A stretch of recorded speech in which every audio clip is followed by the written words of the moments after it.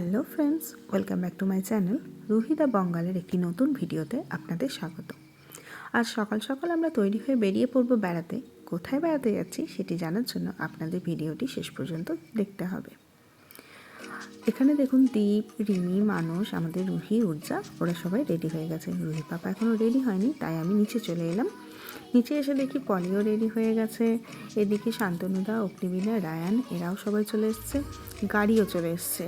বাইরে বেরিয়ে এসে দেখি গাড়িতে লাগেজগুলো বাঁধার ব্যবস্থা চলছে।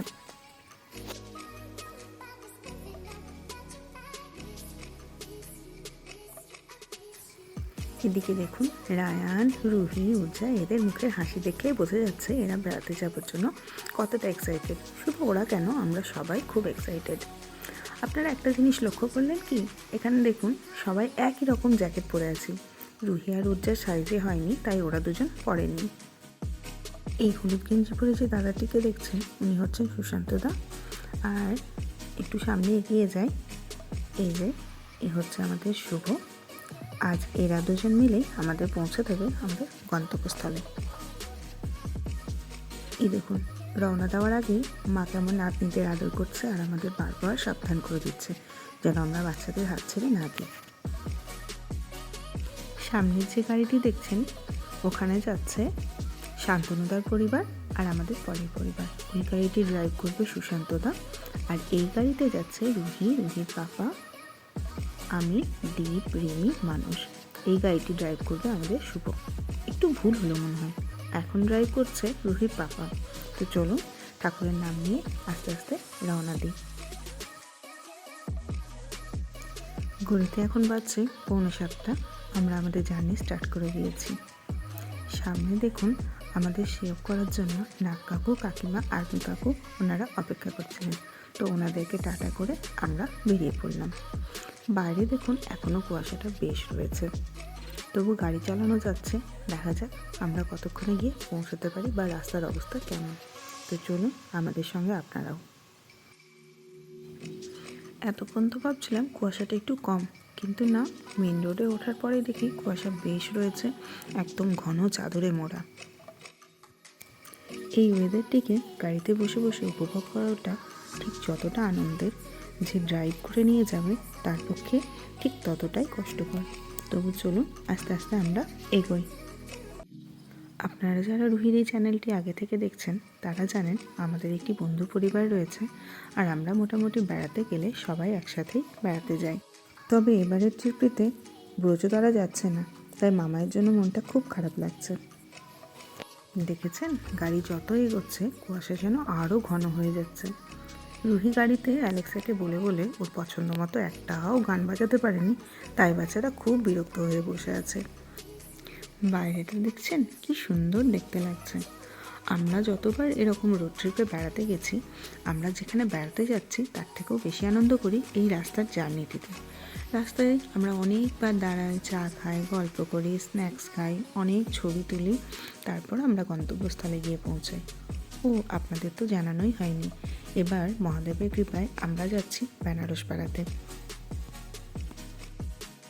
আপনাদের সাথে কথা বলতে বলতে আমরা অনেকখানি রাস্তা পার করে চলে এসেছি।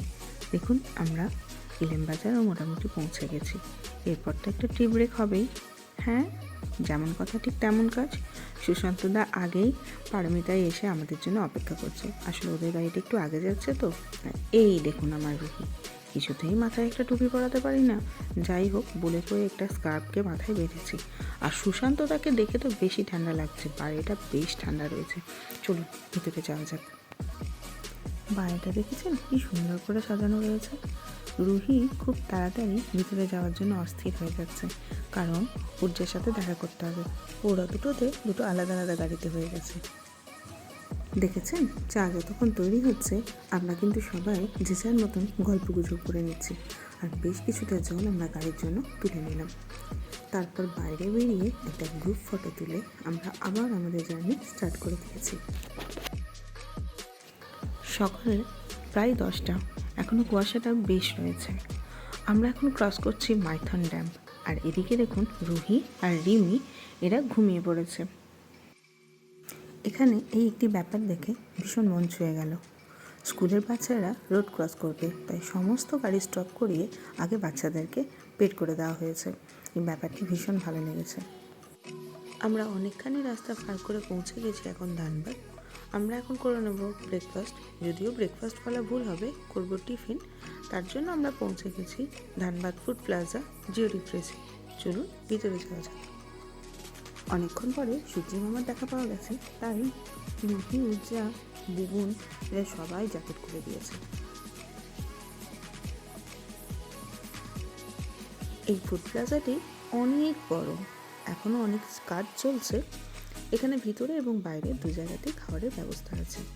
আমরা প্রথমেই সবাই চলে গেছিলাম একটু ওয়াশরুমে, তারপর আমরা রেস্টুরেন্টে চলে গেছিলাম খাবারের অর্ডার দিতে। আমি আপনাদের জন্য এখানকার মেনু কার্ডটিও শেয়ার করে রাখলাম।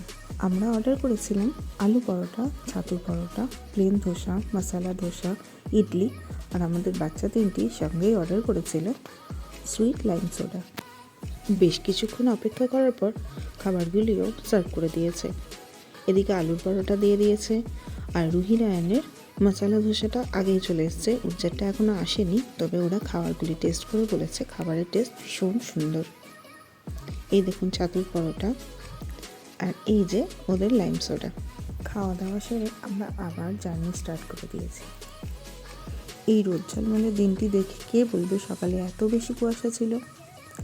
এখানে একটি অদ্ভুত বিষয় লক্ষ্য করলাম, এখানে বেশিরভাগ বাড়ি প্লাস্টার ছাড়া। এরকমটা কেন বুঝতে পারলাম না। আমাদের এখনও 400 কিলোমিটার যেতে হবে, তারপর আমরা পৌঁছবো বেনারসে গিয়ে। দেখা যাক কোন সময় গিয়ে আমরা ওখানে পৌঁছাই। আমরা এখন যাচ্ছি ঔরঙ্গাবাদের রাস্তায়। শান্তনুদা এই মতো অবস্থায় আমাদের ফোন করে জানালো যে ওরা একটু আগে গিয়ে দাঁড়িয়েছে, আমরা যেন ওদেরকে ওখানে গিয়ে মিট করি। পৌঁছে দেখি সবাই এখানে আখের রস খাওয়ার জন্য নেমেছে। দেখুন শান্তনুদা সবার জন্য আখ নিয়ে আসছে, আর এই যে দাদা উনি আখের রস পিষে বের করছেন। আর এই দেখুন আমার রুহি, খুব একটা পছন্দ নয়, মুখটা দেখেই বুঝতে পারছেন, তবুও সবার দেখা দেখি ও একটুখানি খাচ্ছে। যাই হোক, কলিগসা থেকে তো অবশ্যই এগুলো ভীষণ ভালো। সবাই একবার করে দাঁড়ানো মানে প্রচুর রকমের ছবি তোলা হচ্ছে। এই দেখুন এদের হাসিটা একবার দেখুন, সবার মুখে কীরকম সুন্দর হাসি। আখের রস খাওয়ার পর গাড়িতে উঠে অনেকটা সময় আমরা পার করে চলে এসেছি। কিছুটা সময় আমরাও ঘুমিয়ে গিয়েছিলাম, তাই সেই টাইমে আমি ভিডিওগুলো কিছু নিতে পারিনি। আসলে রুহির পাপার ব্যবসার কাজের জন্য কিছু ফোন আসছে, তো সেজন্য ভালোভাবে গানও চালাতে পারছিলাম না, আর খুব কথাও বলতে পারছিলাম না। বেগতিক হয়েই আমরা কিছুটা টাইম ঘুমিয়ে পার করলাম। রাস্তাঘাট, দোকানপাট দেখলে আপনারা বুঝতেই পারবেন আমরা বিহার প্রবেশ করেছি। ঘড়িতে প্রায় 2:30 বাজছে, এরপর আমাদের লাঞ্চটা সেরে নিতে হবে। তাই আমরা খুঁজছি একটা ভালো হোটেল, মানে একটা ফ্যামিলি হোটেল। আমরা সবাই লাঞ্চের জন্য নেমে পড়েছি একটি ফ্যামিলি হোটেলে। রুহিকে দেখুন বাইরে এত ঠান্ডা হাওয়া দিচ্ছে, তবু জ্যাকেটও পরলো না, মাথায় একটা কিছু ঢাকা নেয় না। ভয় লাগে আনন্দ করতে এসে যদি শরীরটা খারাপ হয়ে যায়। হোটেলের চেয়ার টেবিলগুলো ভীষণ ঝকঝকে তকতকে।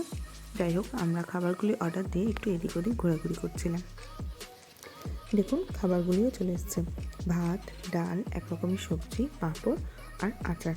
তার সঙ্গে আমরা নিয়েছিলাম আলু ভাজা আর পালং পনির। এর দিককার সব খাবারই নিরামিষ। আমাদের মধ্যে কিছুজন ভাত খেয়েছিল, আর বাকিরা আমরা খেয়েছিলাম রুটি। রুহি, রায়ান, শান্তনুদা, আমি, দীপ, সুশান্তদা, শুভ, আমরা সবাই খেয়েছিলাম রুটি। তো যাই হোক, খাবার দাবার পরে আবার আমরা গাড়িতে উঠে গেছি আর জার্নি শুরু করে দিয়েছি।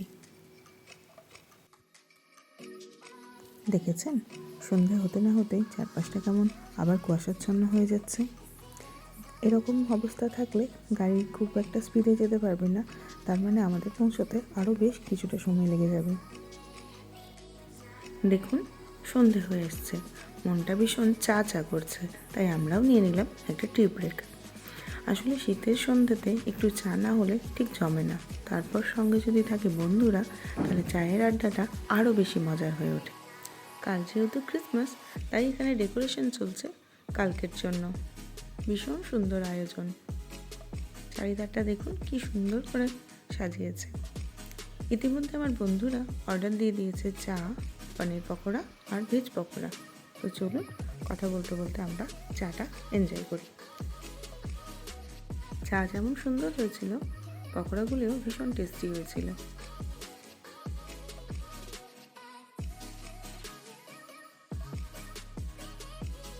চলুন আবার গিয়ে গাড়িতে চেপে পড়ি। এরপর আর ভালো লাগছে না, এরপর অস্থির অস্থির লাগছে কতক্ষণে গিয়ে গন্তব্যস্থলে পৌঁছবো। গাড়ি চলছে তার নিজের গতিতে, মনের ভিতর একটা অস্থিরতা কাজ করছে কখন ঘুরে দেখব শহরটিকে। কথা বলতে বলতে আমরা পৌঁছে গেছি বারাণসী। হোটেলের সামনাসামনি গাড়িগুলি পার্ক করার সেরকম ব্যবস্থা নেই, তাই আমরা প্যান্টালুন্সের গাড়ি দুটি পার্কিং করে চলে যাব হোটেলে। আজকের মতন ভিডিওটি এখানেই শেষ করছি। দেখা হবে আবার একটি নতুন ভিডিওতে। ভালো থাকবেন, সুস্থ থাকবেন। আমার ভিডিও ভালো লেগে থাকে আমার পাশে অবশ্যই থাকবেন। আজকের মতো টাটা।